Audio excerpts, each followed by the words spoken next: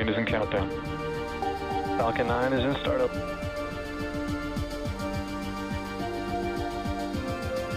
Dragon, SpaceX, go for launch.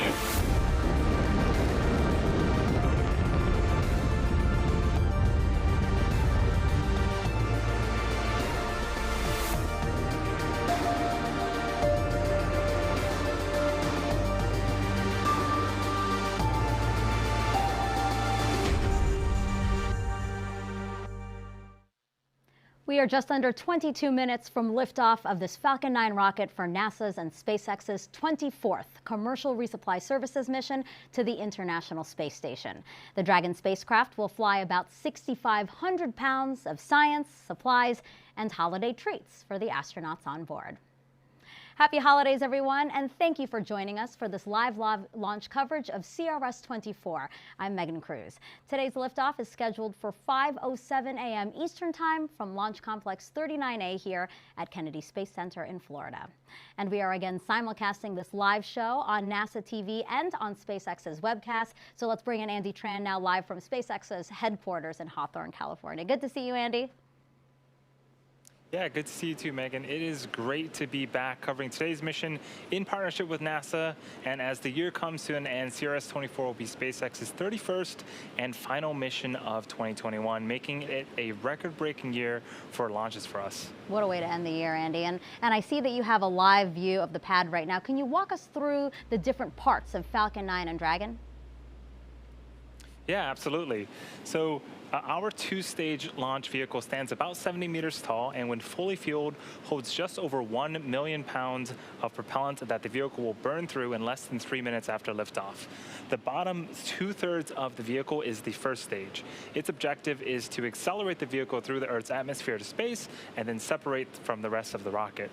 And while today's flight is going to be the first for this booster, Falcon 9 is designed to be reusable for the reliable and safe transport of people, payloads, and payloads into Earth orbit and beyond. And as usual, we are going to be attempting to recover the first stage on our drone ship. Just read the instructions. That's what you see on screen right now. Above the first stage is the second stage. It has a single Merlin vacuum engine which ignites after the first stage separates. The second stage is what will carry Dragon to its intended orbit, allowing the spacecraft to eventually rendezvous with the International Space Station. And speaking of Dragon, it is sitting at the very, very top of the rocket. Dragon was designed from the beginning to be reused, and this version of Dragon is designed for up to 5 flights. Following a successful launch, this Dragon will dock itself to the International Space Station. It will join another Dragon capsule that's already attached, Capsule Endurance. This is the one that launched Crew 3 astronauts last month. So that was a quick rundown of our launch vehicles. I'll send it back to you, Megan. Thanks, Andy. And in addition to SpaceX, NASA teams both here in Florida and in Houston are monitoring this mission. Let's go to Joshua Santora here at Kennedy first.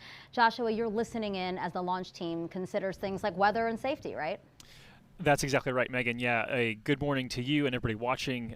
Santa Claus and his reindeer can get off the ground in any weather. Our launch vehicles have launch commit criteria.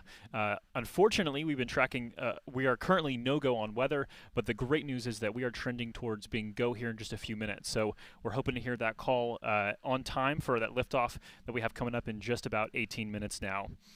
That's thanks to the folks at Space Launch Delta 45, specifically Launch Weather Officer Arlena Moses, providing that support for weather and range activities.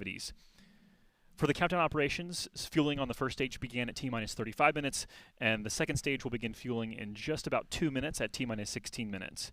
That's all ahead of liftoff, scheduled for 5:07:08 Eastern Time this morning. That's so precise because we have a single second to launch and rendezvous with the space station tomorrow morning.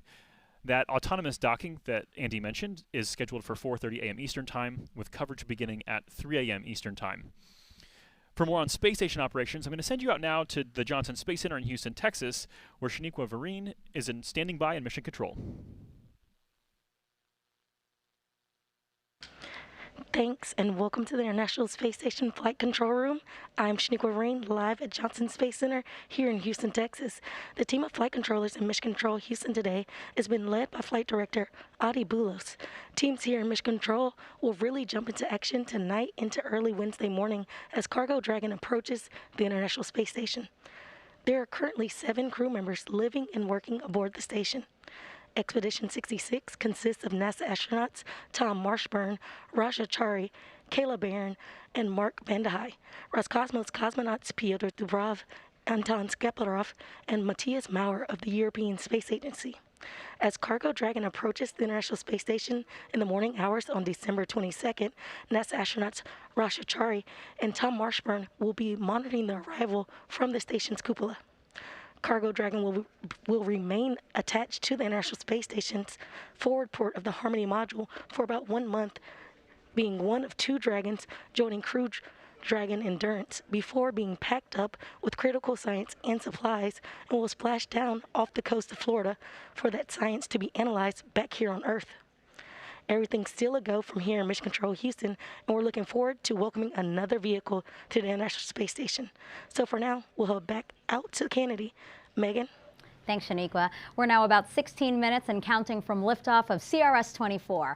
On board are more than 24 science experiments. Here's a quick sample of some, including technology that could one day help wounds heal faster.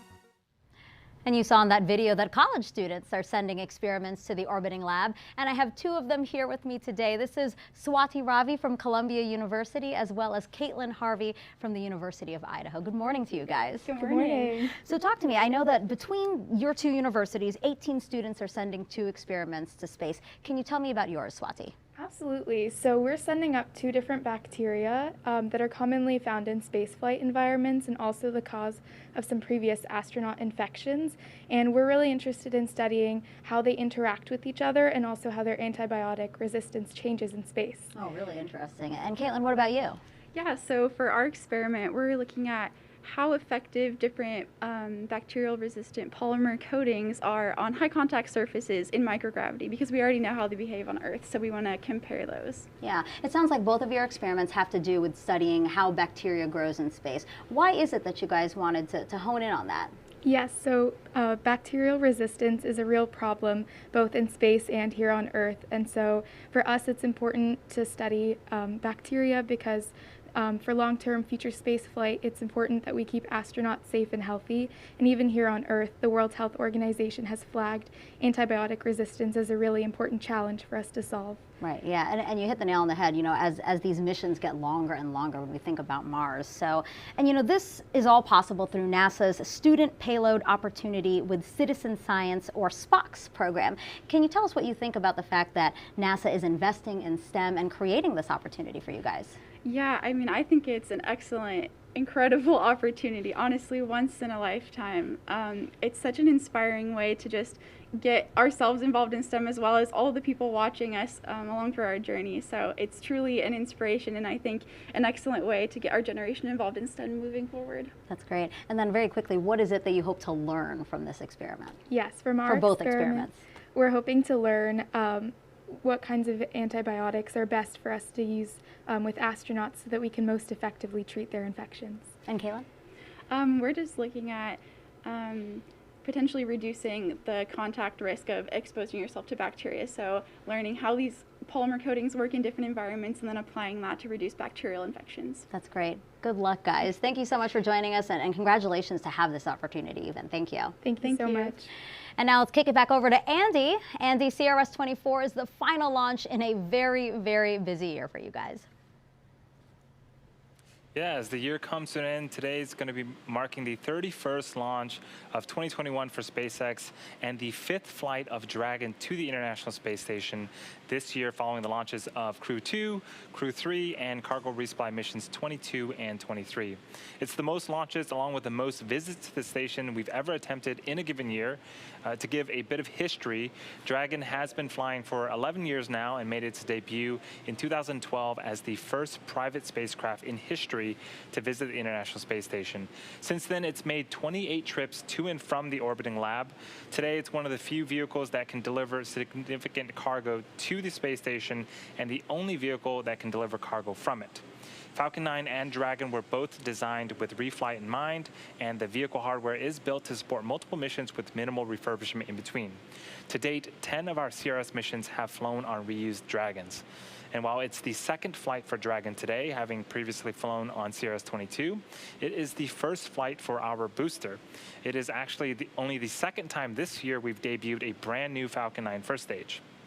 To date, we've reflown first stages 78 times, and that includes both the Falcon 9 and Falcon Heavy flights. And we're planning to recover this one on our drone ship. Just read the instructions. If successful today, it will mark the 100th successful recovery of an orbital class rocket. So we are just under T-minus 10 minutes and counting until liftoff of the Falcon 9 rocket and Dragon on the next resupply mission to the International Space Station. Back to you, Megan. Andy, thank you so much. Now NASA partners with the ISS National Lab to give others access to the orbiting laboratory. Check out this video to see which companies are flying experiments on this mission.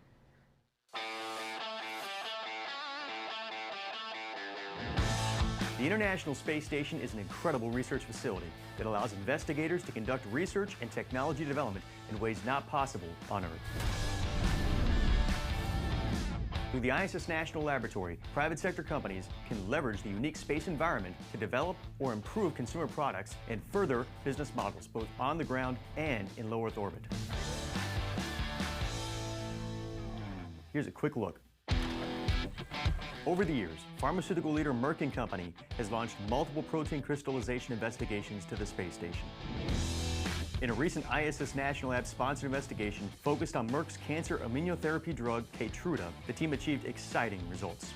Leveraging microgravity conditions, Merck was able to produce highly uniform, concentrated crystalline suspensions of the active ingredient in Keytruda. Merck successfully translated these findings to drug production processes back on the ground, allowing the company to improve the drug formulation and delivery of Keytruda. Results could lead to additional improvements in the manufacture and storage of Keytruda, which could both reduce costs and improve quality of life for patients on Earth. Procter & Gamble, one of the leading consumer goods companies in the world, will be sending elements associated with its Tide cleaning detergent brand to the space station for evaluation.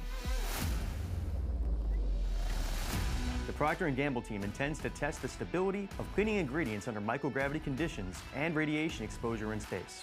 In doing so, the company hopes to gain insights that can improve the production of Tide products for consumers on Earth, while also furthering knowledge on the development of laundry detergent solutions to support long-duration spaceflight missions. To learn more about all ISS National Lab sponsored payloads on this mission, go to issnationallab.org. And the Tide experiments is pretty interesting because many of us probably have a bottle at home right now. Dr. Mark Civic is the CEO of Fabric and Home Care at Procter & Gamble. You guys make Tide. Good morning. It's so great to have you here. Thanks for having us. So tell us, how do astronauts clean their clothes right now? Unfortunately, astronauts actually do not clean their clothes right now, and this resupply mission will actually supply clothing for them, and sometimes they have to wear their clothing up to 4 days in advance, and you can imagine that's pretty gross. So for long-term deep space missions, NASA has partnered with Tide to develop the first detergent for space use for long flight missions because it becomes cost prohibitive to send up so much clothing for a long-term flight. Yeah, so then how will the experiment work? Is that the detergent that they would this try? is exactly the sample of the detergent that's going to fly this morning. And as the consumer expects performance and cleaning from Tide, the astronauts will as well. And unfortunately, astronauts can't go around the store to get a new bottle of Tide when it runs out. So our objective here is in this experiment is to understand stability of Tide and Tide Infinity specifically for this experiment. And then we want to learn about the ingredients and their stability through microgravity and radiation for long-term flight duration. And I would guess that if laundry is being done on the space station, it would use less water, right? Because that's a difficult resource up there. Would that mean that what we learn from this experiment could mean less water usage for us here on Earth? That's what we plan to learn. We're using International Space Station as a surrogate for off-planet missions. And from there, we want to learn about constraint environments for developing the next best Tide for the consumer around the globe, not just in space, but for situations in the world where resources are constrained. Water usage is constrained, and so is energy. If we can get the consumer to use Tide Infinity in the future for future cleaning at lower wash temperatures, that'll help society in general. Mark, thank you so much. I can't wait to see what you guys uncover. Thank you. Thank you. But it's not just science that's flying to the space station. We, of course, send supplies like food to the crew, and they'll be getting some holiday treats on this flight. Things like roasted turkey, spicy green beans, smoked seafood and shellfish, and fruitcake to help them celebrate the holidays. They'll also be getting some presents. All right, we are now T-minus 5 minutes and counting. Let's bring back Andy and Joshua to walk us through the final moments of the countdown. Guys? Yeah, thanks, Megan. The SpaceX team is working no significant issues right now. We're continuing to monitor weather, although it is trending more and more towards green as we march towards T0. The range is also standing by to support. At this point, RP1 fuel is completely loaded on both stages. Liquid oxygen loading is currently underway and should complete around the T-minus 2 minute mark. We're also loading helium gas into both stages. Falcon 9 uses helium as a pressurant to backfill the propellant tanks, as LOX and RP1 are consumed by the Merlin engines during ascent. Helium load began before the broadcast went live, and we'll continue to top that off as well until about a minute and a half before launch. Andy mentioned that liquid oxygen being loaded. It's super chilled liquid oxygen, and to make sure the engine startup goes well, they perform engine chill. This began at T-minus 7 minutes, and a small amount of that LOX is flowed through the Merlin engine's turbo pumps to avoid thermal shock to that system, to allow the full flow of super chilled liquid oxygen when the clock strikes 0. Dragon also began its startup sequence at T-minus 35 minutes when it coordinated timing with Falcon 9. It's currently undergoing vehicle health checks, with the next big step happening just a moment ago when Dragon transitioned to internal power. What we're seeing on screen right now, the clamp arms just underneath the Dragon have begun to open up, and they should be completing fully open right now. And the strong back, which is the truss structure right next to Falcon 9, is beginning to recline away to its pre-launch position, about 2 degrees away from the vehicle. It will continue to recline all the way back as we reach T0 to provide clearance for the vehicle to lift off. Stage 1 LOX load complete. In these last few minutes, Falcon 9 is performing final health checks on its primary communications, avionics, and propulsion systems in preparation for flight. We also may hear callouts that the engines are sufficiently chilled as we get closer to liftoff. The checkouts of the second stage thrust vector control actuators should begin right about T-minus 2 minutes 30 seconds. That's referred to as the engine wiggle test, a fairly self-explanatory name. This is where SpaceX will move the thrust nozzles slightly to make sure the guidance hardware Stage 2 LOX throttle back. Go for flight. SpaceX will do the exact same checkouts on the first stage engines just seconds before ignition. This is all still on track. Weather being go now for liftoff scheduled for 5:07:08 Eastern Time this morning as we track towards the space station with rendezvous and docking scheduled for tomorrow morning. Space station now tracking over Central Europe and will be there with this mission for about a month.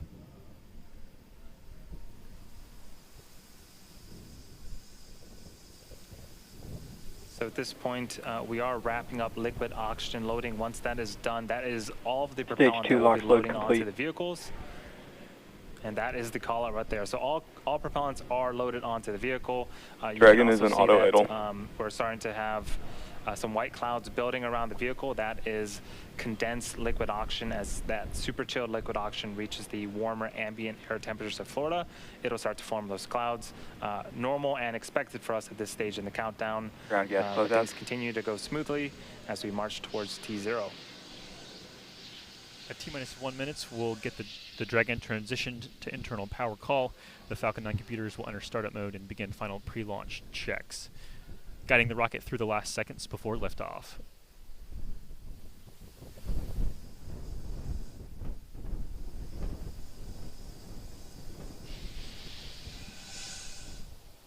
Falcon 9's in startup. Dragon is in countdown. So there are a couple great callouts. Both stages are now pressurizing for launch. Range remains go. The weather did clear earlier and has remained green. So all Falcon 9, CRS 24, go for launch. That's the launch director calling go for launch. We'll get an all systems go here in just a few seconds, and then we'll listen into the rest of the count. T-minus 30 seconds.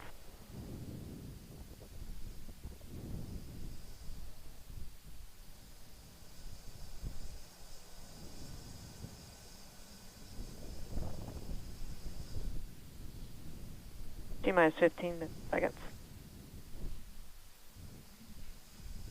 10, 9, 8, 7, 6, 5, 4, 3, 2, 1, 0. Ignition. Liftoff. Cargo Dragon soars with the final supply run in 2021 for the astronauts aboard the International Space Station.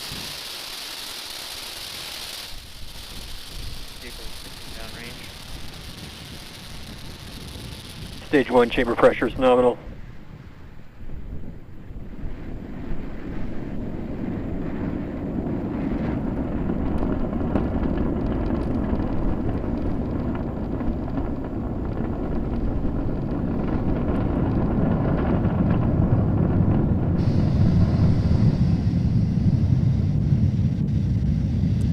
Plus 40 seconds into flight, Falcon 9 and Dragon have cleared the tower. You can see them passing through the cloud layers right now.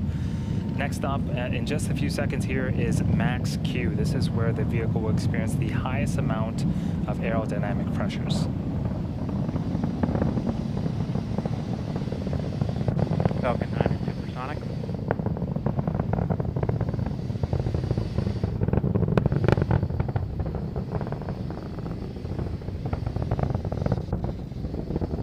Max Q.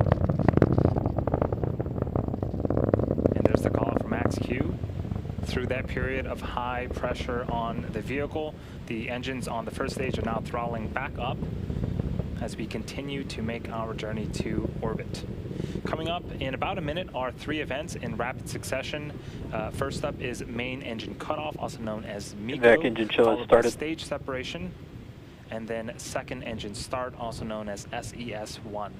Main engine cutoff is where all 9 engines on the first stage will shut off in preparation for the second event, stage separation. During stage separation, the first and second stages will separate from one another. The first stage makes its way back to the drone ship for a landing attempt, and the second stage will ignite its Merlin vacuum engine and continue to boost Dragon to low Earth orbit.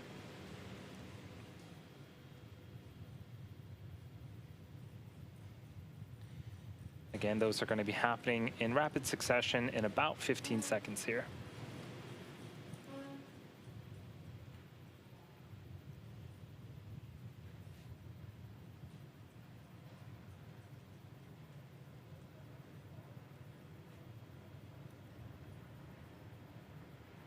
MECO.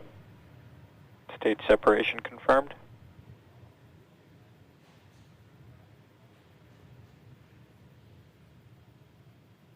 Invac ignition.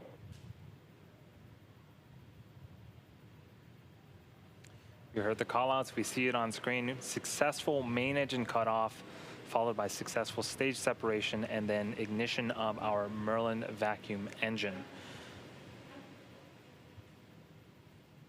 On the left-hand side of the screen, the first stage, again, it's making its way back to Earth, but it's still being illuminated by the second stage Merlin vacuum engine there. So if you are just joining us, you're watching a live webcast for the 24th commercial resupply mission to the International Space Station for NASA. This is SpaceX's 31st mission for 2021 and the 5th Dragon flight to the International Space Station this year. Couple of views on screen. The right-hand side of the screen is a view of the Merlin vacuum engine on the second stage. The Dragon capsule carrying all of the wonderful holiday treats and science is on the opposite end of that engine. Again, that is continuing to run smoothly as it makes its way to orbit. On the left-hand side of the screen is the first stage. You'll notice some honeycomb-like structures. There's two of them on screen right now. Those are our hypersonic grid fins. They're positioned at the top of the first stage booster. There are 4 of them actually, and those will start to swivel and move around to make sure that they are guiding the first stage back to its targeted landing zone. For today's mission, it's going to be the drone ship Just Read the Instruction, which is parked in the Atlantic Ocean.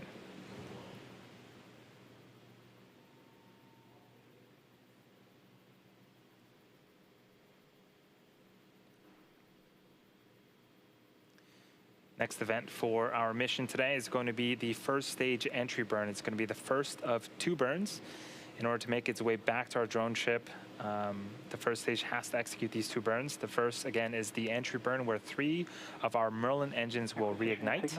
This helps to slow the stage down as it re-enters the upper parts of the Earth's atmosphere. The second burn is the landing burn. This happens about a minute later. This is a single engine burn that will bring the vehicle speed down rapidly in order to land on the drone ship. So again, the first stage has 2 burns before it can make its first landing attempt on our drone ship.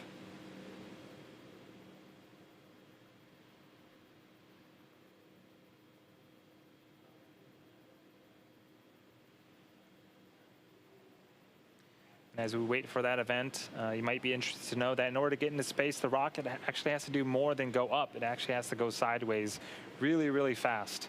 At liftoff, gravity is pulling straight down on the rocket. And as we ascend, we tilt the engines, a term called gimbaling, and that turns the rocket horizontally. So we're still going up, but we're also heading horizontally away from the launch pad in what we call a gravity turn.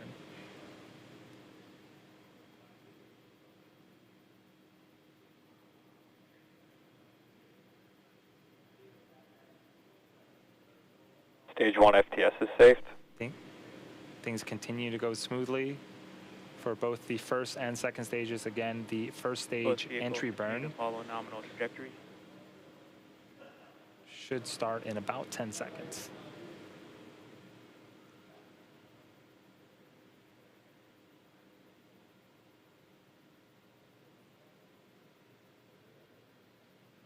Stage 1 entry burn is in startup.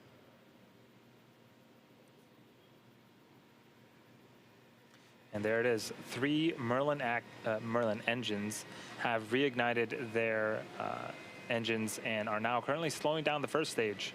This burn is expected to last about 30 seconds. And you can see the velocity on the bottom left-hand side of the screen. We're starting to decrease significantly. Stage 1 entry burn shutdown. So great news. That is burn 1 of 2 complete. The Falcon 9 first stage is also equipped with 4 landing legs made of state-of-the-art carbon fiber with aluminum honeycomb. They're placed around the base of the rocket and deployed just prior to landing. So we are about 60 seconds away from landing the vehicle, and we're traveling a significant velocity right now, and this really puts into perspective the deceleration that the first stage will experience. In less than the span of a minute, we'll reduce from twice the speed of a jet all the way down to 0 as the rocket lands.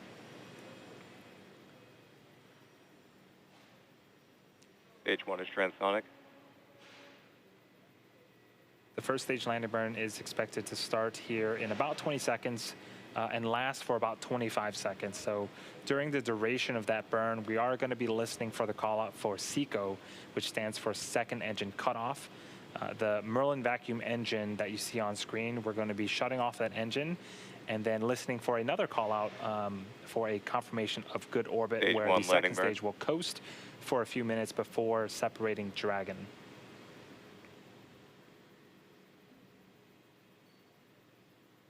Stage 2 FTS is We don't safe. have views of the first stage right now. Oh, looks like we got it back.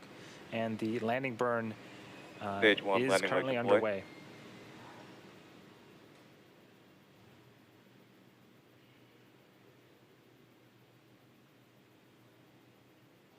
Invac shutdown. Stage 1 landing is confirmed. So hopefully we get some visuals. There it is. So this is the Nominal first orbit landing for this particular booster, but the 100th successful landing for an orbital class rocket. What a way to end off the year. We also heard that the second stage engine, the Merlin vacuum engine, successfully shut off its engine. And we're going to pause here to see if we can confirm a good orbit of the second stage. Expected loss of signal, Cape. Acquisition signal, Newfoundland.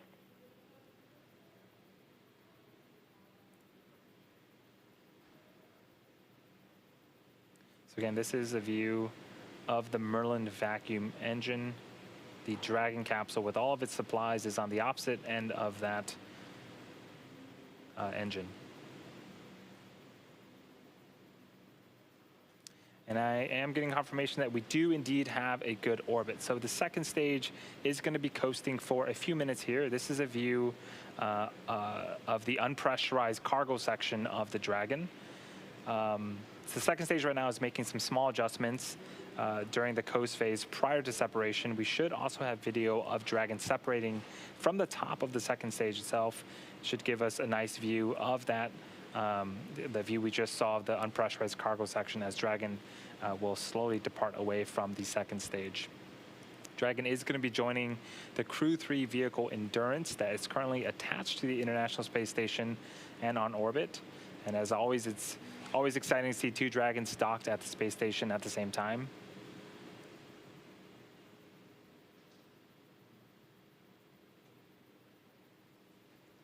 Speaking of cargo, today we'll be delivering, as part of today's mission, we'll be delivering more than 6,500 pounds of science, research, crew supplies, and vehicle hardware to the orbiting lab and its crew. This includes all the science and supplies and holiday treats that we talked about earlier in the broadcast, and I'm sure the crew is looking forward to that. So we're just under a minute for Dragon to separate from the top of the second stage. Again, this is a cargo mission, so there is no crew aboard the Dragon as part of today's mission. And in fact, we will modify the vehicles slightly for these types of missions. So there are no seats, there are no life support systems. This saves weight. It also frees up some space for more cargo, and it also allows us to refurbish the Dragon a little bit quicker once it splashes back down to Earth in about a month.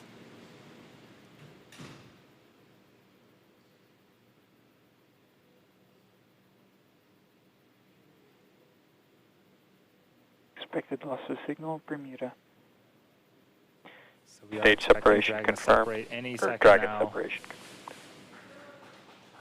And there it goes. Again, this camera view is on the second stage, looking at the Dragon's unpressurized cargo section.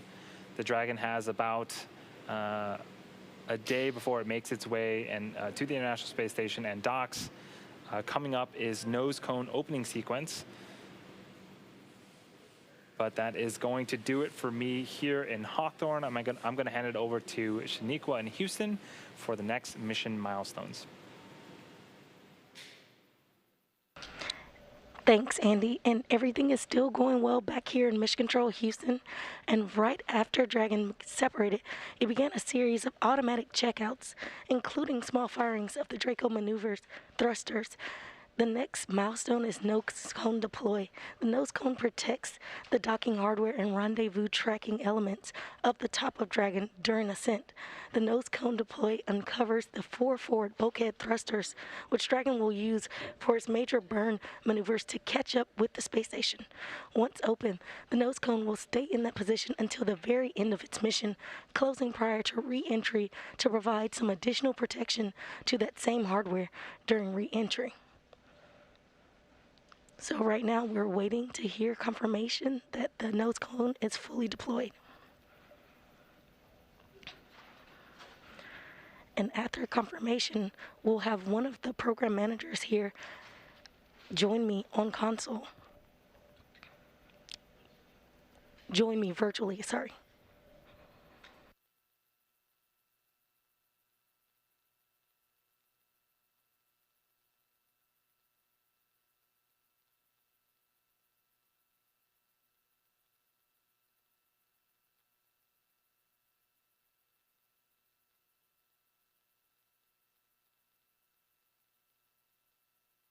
You're currently seeing live views of the International Space Station Flight Control Room.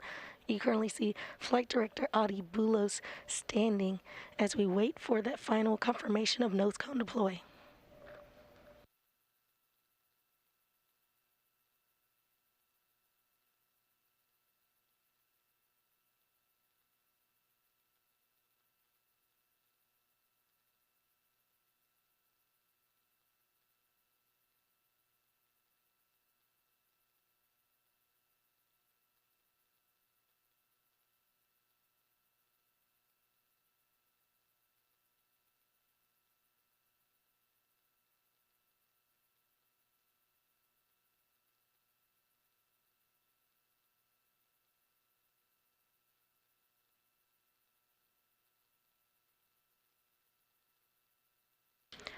Now joining me on the phone is manager of the International Space Station Transportation Integration Office, Phil Dempsey.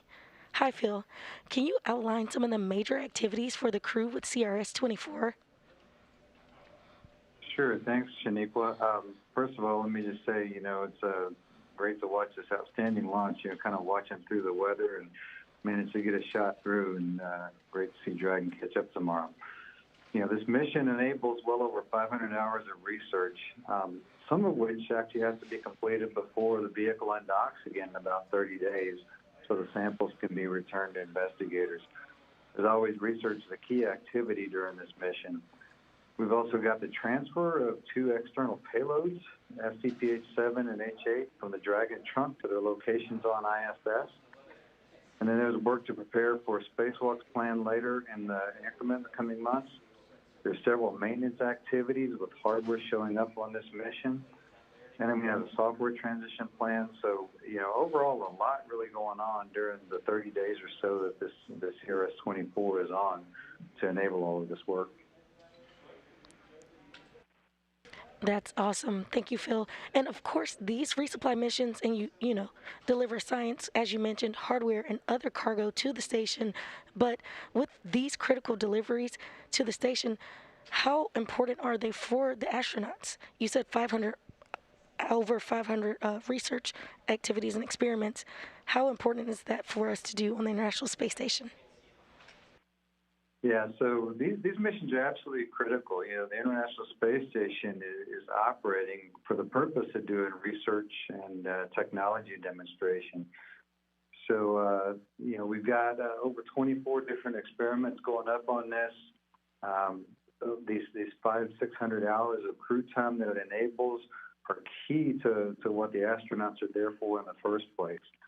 And what's unique about these SpaceX missions is that we get the return science back down in about a month. So operation of these experiments around this full mission timeline is critical. In addition, we've got hardware going up, as you heard, which is critical to some of the maintenance activities. We've got some hardware that's going up to get one of our exercise devices, a new spare back in place for it, and some additional hardware for our EMUs, which are used for the spacewalks that we've got. But then there's also updated supplies for the crew. Of course, Christmas dinner, hopefully, and some Christmas presents for the crew, which is always a treat for them to get on these types of missions. So absolutely all of this is critical to keep the crew occupied doing what they're there for in the first place. Thanks, Phil. And we did have confirmation currently that the nose cone is deploying. It is opening currently, and I will confirm with you all when it is fully open. As always, Phil, it's a busy time aboard the International Space Station with cargo vehicles and crews coming and going. And, like you mentioned, the upgraded equipment, how complex will the next few months be for the International Space Station program and the global partnership? So, we're closing out what's been actually a really great, really busy year, and next year looks to be no different. In fact, it starts really tomorrow with our Russian partners following this launch with the undock of module. It's really cleanup from them installing their node module on the Russian segment. There are 3 Russian spacewalks planned for late January.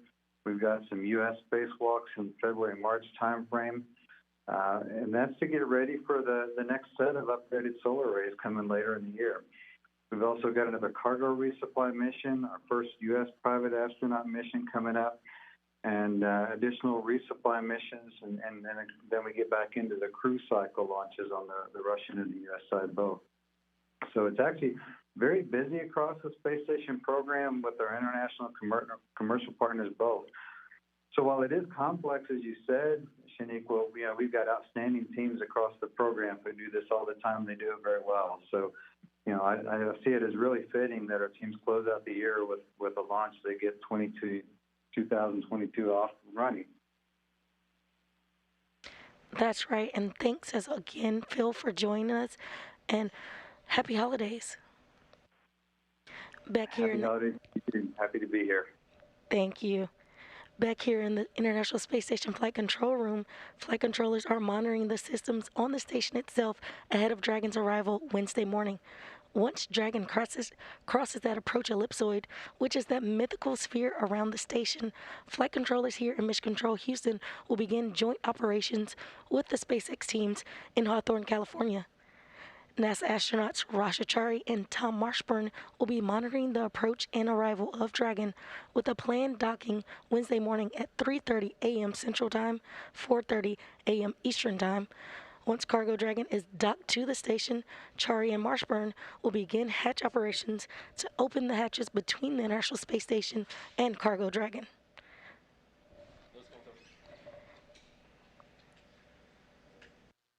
And with that, we have final confirmation that the nose cone is open. So with that, everything is still on track on the International Space Station side. So that'll do it for us here in Mission Control Houston. Happy holidays. And now heading over to Kennedy. Megan?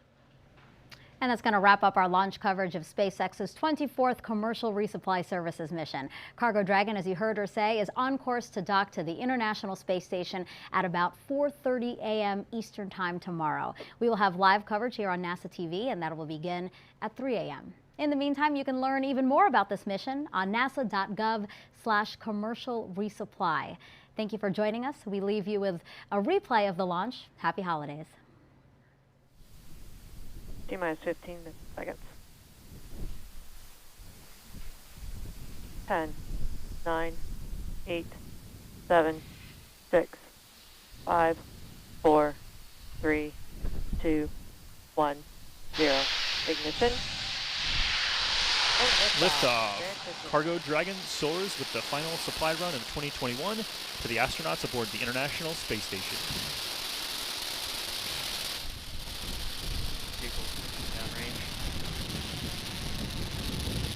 Stage 1 chamber pressure is nominal.